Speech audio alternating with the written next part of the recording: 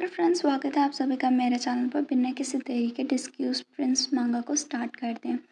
हमने last chapter में देखा था, वहाँ पर जो वांग यी है और वांग फे दोनों ही जाते हैं हॉल में और वहाँ पर उन्हें फर्स्ट प्रिंस मिलता है जो कि उसे असॉल्ट करने की कोशिश करता है और जो वांग फे है उसे बुली करता है और यहाँ पर ना उनकी खींचातानी में उसके कपड़े भी फट जाते हैं।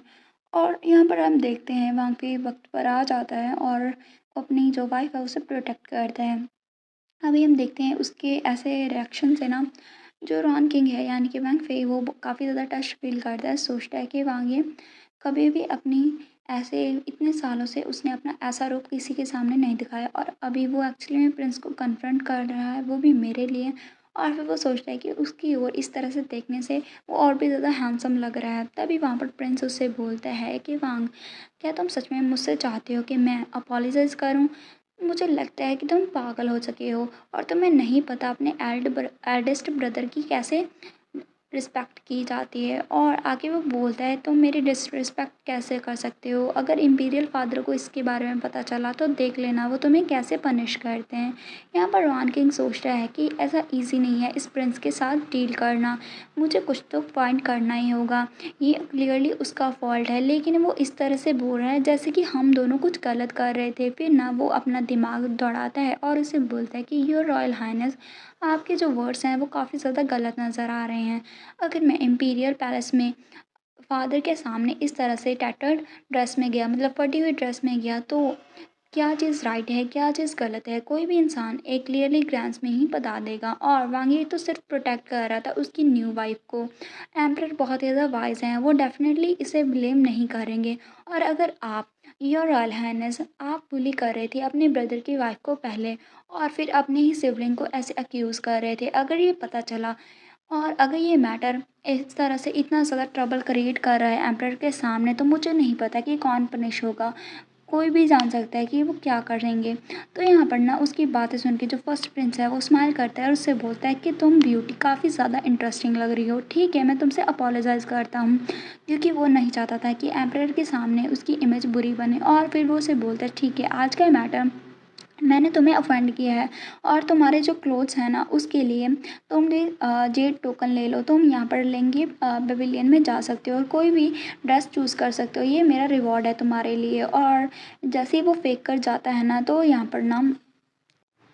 पर उस टोकन को गिरते हुए देख के जो रॉन किंग है वो वांग से बोलता है, सॉरी वांग ये से बोलता है कि लिंगो पवेलियन वो क्या है और वो प्लेस कहाँ पर है। फिर वांग ये बताता है कि वो प्राइवेट प्रॉपर्टी है प्रिंस की और वो सबसे ज़्यादा लार्जेस्ट क्लोथिंग स्टोर है यहाँ कैपिटल का। यहाँ पर रॉन किंग उससे बोलते तो ऐसा लगता है कि जाने से पहले वो कूल प्रेजेंट करना चाहता था मेरे सामने। तो वांग ये बोलता है कि कूल वो क्या है, तो फिर वो उससे बोलता है कि ऐसे कूल प्रिटेंड करना। फिर ना उसे बोलता है वो, वांगे तुम मुझे 30,000 टेल सिल्वर की देना और फिर मैं तुम्हें बताऊंगा 15 डेज़ के अंदर के कूल प्रिटेंड करना क्या है। और फिर ना वो श्योर होता है और उसे वो जो पैसे देने के वादा कर देता है। फिर रॉन किंग वहाँ से हंसते हुए जाता है और उससे बोलता है ठीक है, अभी से मैं प्लानिंग करना स्टार्ट करता हूँ कि मुझे क्या करना है। जाने से पहले जो फिफ्थ प्रिंस है उसे पकड़ता है और उससे बोलता है कि तुम इस तरह से जाओगे, पहले तुम्हें नहीं लगते तुम्हें तुम्हारे क्लोथ चेंज कर लेनी चाहिए। तो वो बोलता है ठीक है और फिर वो सोचता है कि अभी क्या हो रहा है। ऐसे सडनली जब उसने मुझे टच किया तो मेरा जो हार्ट है वो तो बहुत ही ज़्यादा फास्ट बीट करने लगा है। तभी हमारा सीन कट होता है और हम पैनग्रोव पैलेस का सीन देखते हैं। वहाँ पर जैसे ही जाता है रॉन किंग तो उसे बहुत ही अच्छी सी स्मेल आती है और फिर वो सोचता है कि यहाँ ये पहली जगह है जहाँ पर जो वांगे है वो रहा करता था जब वो बच्चा था। पता नहीं किसी रीज़न से मुझे यहाँ पर बहुत ही कंफर्टेबल फील हो रहा है। फिर वहाँ पर टोंग मामा आती है जो कि उसकी नानी होती है और यहाँ पर ना वो बोलती है कि मैंने ये बेस्ट चीज़ तुम्हारे लिए ढूंढी है। जब वहाँ ये थोड़ा सा यंगर था तो वो ये पहना करता था और अगर अभी तुम इसे वेयर करोगे तो ये तुम्हारे ऊपर पूरी तरह से फिट आएगा। तो रॉन किंग सोचता है कि क्या इसका मतलब मैं उससे शॉर्ट हूँ। फिर वो उसे थैंक यू बोलता है और चेंज करने के लिए जाता है। जैसे ही वो चेंज करके आता है वो काफ़ी ज़्यादा हैंडसम लग रहा होता है और यहाँ पर नैनी उसे देख के बोलती है कि ये तो बहुत ही प्रिटी लगता है। फिर ना रॉन किंग सोचता है कि उसे एस्थेटिक जो क्लोथ्स पहने बहुत ही अच्छे लगते हैं, उस वो बचपन से लेके आज तक कभी भी चेंज नहीं हुआ है। फिर ना वो अपने क्लोथ्स को स्मेल करता है, वहाँ पर सैंडलवुड की स्मेल आती है। फिर वो नैनी से बोलता है क्या उसे अपने क्लोथ्स को सैंडलवुड के साथ ड्राई करना अच्छा लगता है। तो यहाँ पर ना उसकी जो नैनी है वो बोलती है कि नहीं, ये स्मेल कॉन्क्यूबाइन यून की थी। उन्हें वो बहुत ही अच्छी लगती थी। कॉन्क्यूबाइन यून जो बुद्धा है उनकी वर्शिप किया करती थी जैसे ही वो पैलेस में एंटर हुई थी, इसीलिए यहाँ पर वो सैंडलवुड स्मेल आती है और ये बहुत ही ज़्यादा अच्छी लगती है मुझे भी। फिर वो आगे बताती है कि जो क्लोथ्स वांगी पहनता था बचपन में वो भी कॉन्क्यूबाइन यून ही बनाया करती थी। फैब्रिक जो पैटर्न सभी चीज़ें कॉन्क्यूबाइन यून की फेवरेट हुआ करती थी। फिर रॉन किंग उससे बोलते हैं कि कॉन्क्यूबाइन यून क्या वो नैनी बोलते हैं कि हाँ, वो उसकी मदर थी, मतलब याओ की मदर थी। फिर वो उसे आगे बोलती है कि वांगे को हंसना और हमेशा खेलना बहुत ही अच्छा लगता था जब कांकेवन यून जिंदा थी, लेकिन जैसे उनकी डेथ हुई उसके बाद से वो चेंज हो गए। और हमें थोड़ा सा उनका पास दिखाया जाता है कि कैसे वो भागकर अपनी मामा के पास जाता है और उन्हें अपने दिए हुए जो अपने पिक किए हुए फ्लावर्स उन्हें देता है, और यहाँ पर वो काफ़ी ज़्यादा हैप्पीली स्माइल भी किया करता था। यहाँ पर इसके साथ हमारा सीन कट होता है। नेक्स्ट हम देखते हैं वहाँ पर वो जो नैनी है वो आगे बोलने लगती है। जो कॉन्कवाइन यन थी वो एक बिजनेस फैमिली से बॉर्न हुई थी और वो काफ़ी ज़्यादा अच्छी दिखती थी, इसीलिए एम्परर उन्हें फेवर करता था। लेकिन दिन बाई दिन वो जो युन थी ना, उनकी जो हालत थी वो बिगड़ती रही और उनका वहाँ अच्छा नहीं लगता था। वो सिर्फ स्माइल करती थी लिटिल प्रिंस के सामने। यहाँ पर हम देखते हैं जो वांग ये है वो भागकर अपनी मॉम के पास आता है और उससे बोलता है कि मॉम, आपकी हेल्थ पुअर है और मुझे डर है कि आपको कोल्ड लग जाएगा, इसलिए मैं अपने हाथों को गर्म करके आपके पास लेकर आता हूँ। वो उसका बहुत ही ख्याल रखा करता था। और फिर ना वो अपनी मम्मा को ये भी कहते हैं कि मॉम, आज फिर वो प्रिंस मेरे ऊपर लाफ कर रहे थे, ये कह रहे थे कि मैं एक बेटा हूँ। आप बस उन्हें क्यों नहीं बता देती कि मैं एक क्वीनियन हूँ, मतलब मैं एक अल्फा हूँ। तो उसकी मदर उसे बोलते हैं क्योंकि तुम्हारे पास इतना पावरफुल ग्रैंडफादर नहीं है उनकी तरह, तो तुम अपनी आइडेंटिटी अभी रिवील नहीं कर सकती। मुझे डर है कि मैं बहुत ही ज़्यादा डिफ़िकल्ट होगा अगर तुम अपने आप को रिवील कर दोगे, तुम्हें प्रोटेक्ट नहीं कर पाऊँगी मैं, ना ही तुम कर पाओगे। इसीलिए हमें इस पैलेस में अच्छे से रहना है और तुम्हें हम्बल रहना लर्न करना चाहिए।